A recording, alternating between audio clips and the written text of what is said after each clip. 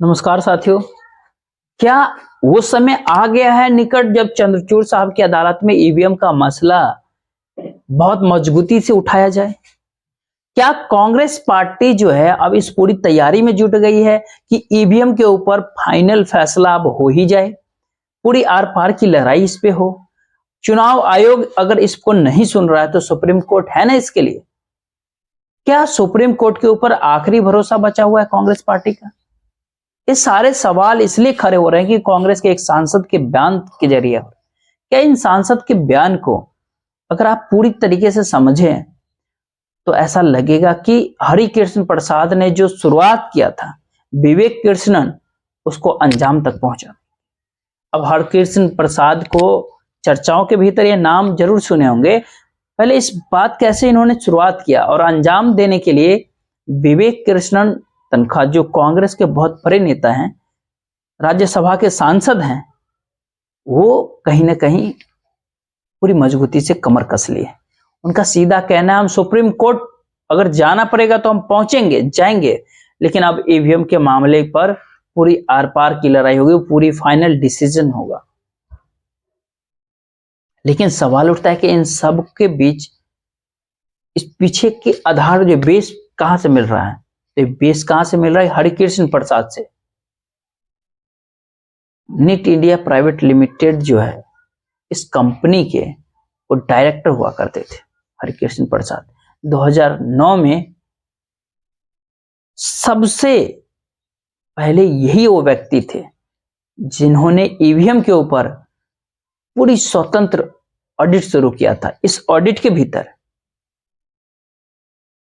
कई गलतियां पाई। वीवी Rao, election watch के डायरेक्टर, उन्होंने हरिप्रसाद से सहयोग लेना शुरुआत किया। 50 सवाल तैयार किए गए। 50 सवाल के पूरी एक लिस्ट दी गई चुनाव आयोग को, इलेक्शन कमीशन को। इलेक्शन कमीशन के पास इसका जवाब नहीं था। आज तक उन 50 सवालों का जवाब नहीं सामने निकल के आया।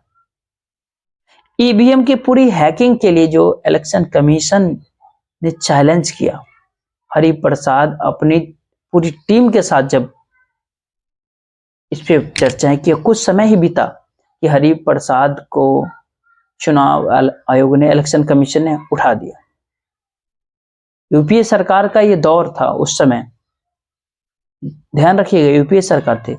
आज वो ईवीएम जो है तो जिन बन गया, क्योंकि ईवीएम के ऊपर जब यूपीए सरकार के दौर में जब शिकंजा नहीं कसा गया इस ईवीएम के ऊपर, कहीं रद्दी की टोकरी में नहीं पड़ा। आज इस ईवीएम के ऊपर हाहाकार मच रहा है। उसी यूपीए सरकार के भीतर इलेक्शन कमीशन के सामने जब हरिप्रसाद ईवीएम को हैक कर रहे थे, टैंपर कर रहे थे, पूरा खुला चैलेंज एक्सेप्ट कर लिया था हरिप्रसाद ने। चुनाव आयोग ने, इलेक्शन कमीशन ने आधे में रोक दिया था टीम को और ईवीएम से उसे दूर कर दिया। कहा नहीं, अब नहीं, आप हट जाइए। हरिप्रसाद जी का कहना था कि आप पूरा काम होने दीजिए। उनका कहना था नहीं, ये पेटेंट का जो जिस कंपनी ने बनाया वो पेटेंट का उल्लंघन हो जाएगा। जिस पेटेंट का उल्लंघन, अगर एक कंपनी के बारे में फोन तो नहीं आया चुनाव इलेक्शन के पास, इधर इलेक्शन कमीशन का टीम हो, हरिप्रसाद अगर अपना काम कर रहे हो टीम के साथ, ये कंपनी का फोन आ जाए और पेटेंट को रोक दीजिए, उल्लंघन हो जाएगा। ऐसा कुछ नहीं हुआ। क्या पहले से पता नहीं था कि पेटेंट का उल्लंघन हो? डर था इलेक्शन कमीशन को, अगर देखा कि ये हैक हो जाएगा और पूरे देश के सामने ईवीएम पकड़ा जाएगा, ईवीएम का काला कच्चा चिट्ठा सामने आ जाएगा, बेईमानी की पूरी सामने आ जाएगी, जिसको कांग्रेस के नेता कह रहे हैं कि किस समय में आडवाणी साहब का कहना था इसी ईवीएम के खिलाफ कर चुके हैं। बीजेपी खुल करके बात कर चुके हैं, ईवीएम हटाने के लिए चम करके आवाज इस पे उठ चुका है। उसी ईवीएम के पोल ना अब खुल जाए, उसको रोक दिया गया था यूपीए सरकार में 2009 में। हरिप्रसाद जी ने हटाए जाने के बाद भी कहा कि जितने रिकॉर्डिंग कैमरे के ऊपर हुआ उस रिकॉर्डिंग को जरा पूरा सार्वजनिक कर दीजिए, पब्लिक डोमेन में इसे डाल दिया जाए कि पूरा देश देखे कि क्या हो रहा था, चुनाव आयोग ने, इलेक्शन कमीशन ने क्यों रोका। लेकिन वो वीडियो रिकॉर्डिंग पूरा छिपा करके रखा गया, आज तक नहीं सामने आया। उस वीडियो रिकॉर्डिंग को सामने नहीं लाया गया और 50 के 50 सवाल वैसे के वैसे धरे के धरे रह गए। इस पूरे मामले के ऊपर वीवी राव ने सुप्रीम कोर्ट का भी रुख किया उसके भीतर तकनीकी काफी सहायता हरिप्रसाद ही दे रहे थे। लेकिन वहां पर भी क्या, अब हरिप्रसाद जी और हरिप्रसाद जिस काम के भीतर लगे हुए थे, जो उनका टारगेट था इंडिपेंडेंट और जो ऑडिट कर रहे थे, ऑडिट का, ईवीएम का, वो कहीं ना कहीं इस बार सहारा बनेगा कांग्रेस के लिए भी। हरिप्रसाद जी तेलुगु चैनल के ऊपर लाइव ईवीएम हैकिंग करके दिखाए थे 2010 में। लाइव ईवीएम हैकिंग करते हुए तेलुगु चैनल के ऊपर देखे गए थे। जिस ईवीएम का इस्तेमाल उन्होंने किया था, वो ईवीएम जो है महाराष्ट्र के चुनाव में इस्तेमाल किया गया था। महाराष्ट्र के चुनाव आयोग ने शिकायत किया था महाराष्ट्र पुलिस से, ईवीएम चोरी का केस भी दर्ज हुआ और हरिप्रसाद जी को गिरफ्तार कर लिया गया, वो जेल चले गए। उसके बाद हरिप्रसाद ने पूरी राजनीतिक संबंधों का काफी मजबूत बनाया, तेलुगु के एक पार्टी से जुड़ गए और 2019 इंडियन एक्सप्रेस के भीतर एक रिपोर्ट आया, जब चुनाव आयोग के पास अलग अलग पार्टी के डेलीगेशंस का नाम भेजा जा रहा था, तो तेलुगु देशम पार्टी के डेलीगेशन के भीतर हरिप्रसाद, हरिकृष्ण प्रसाद, इनका भी नाम सामने था। और चुनाव आयोग, इलेक्शन कमीशन ने नाम देखते ही चौंक गए, उनके सांसें फूलने लगी। चुनाव आयोग ने कहा कि नहीं, ये नाम को काट दीजिए, हटा दीजिए, ये नाम नहीं चलेगा। टीडीपी से कहा, तेलुगु सम पार्टी से इस नाम को हटाने के लिए कहा। इसके सिवाय जिसको आपको मन कर दे बैठेगी। हरिप्रसाद के भीतर ऐसा क्या है जिससे, मतलब हरिप्रसाद देशद्रोही जैसे काफी सारे टैग्स मिलेंगे। हरिप्रसाद अगर ऐसे किसी मामले में अगर है तो उनके ऊपर जांच हो। क्या हरिप्रसाद वो नाम है जिससे इस देश का चुनाव आयोग डरता है, कांपता है, थर्राता है?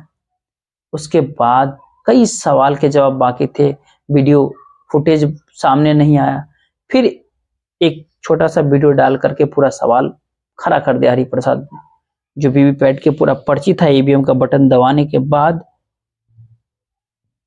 उसमें जो पर्ची जो निकलती है, जो ट्रांसपेरेंट जो पूरी विंडो होती है, वहां पर चुनाव आयोग के नियम से 7 सेकेंड तक वो पर्ची दिखनी ही चाहिए, लेकिन वो पर्ची 3 सेकेंड के भीतर ही गायब हो जाता है।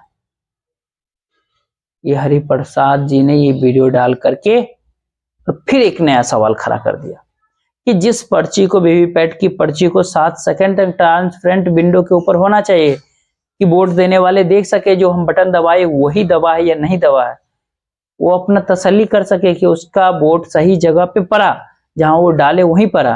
वीवीपैट का काम यही होता है, लेकिन 3 सेकंड के भीतर ये क्यों हट जाता है वहां से? अब यहाँ पर सवाल ही उठने लगा, लेकिन इसका जवाब कोई नहीं, कुछ नहीं। फिर जवाब लो, कुछ भी नहीं मिला। जरा सोचिए, क्या सवाल इतने तेज से इस पूरे काउंटिंग के भीतर 7 सेकंड अगर वीवीपैट है तो 7 सेकंड होना चाहिए।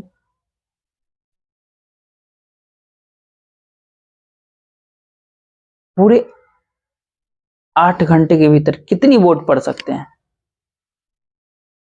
काफी सारे सवाल उठते हैं। लेकिन कांग्रेस पार्टी को जब बहुत बड़ा झटका अब लगा, तो इसके बाद वो बिलबिला उठी।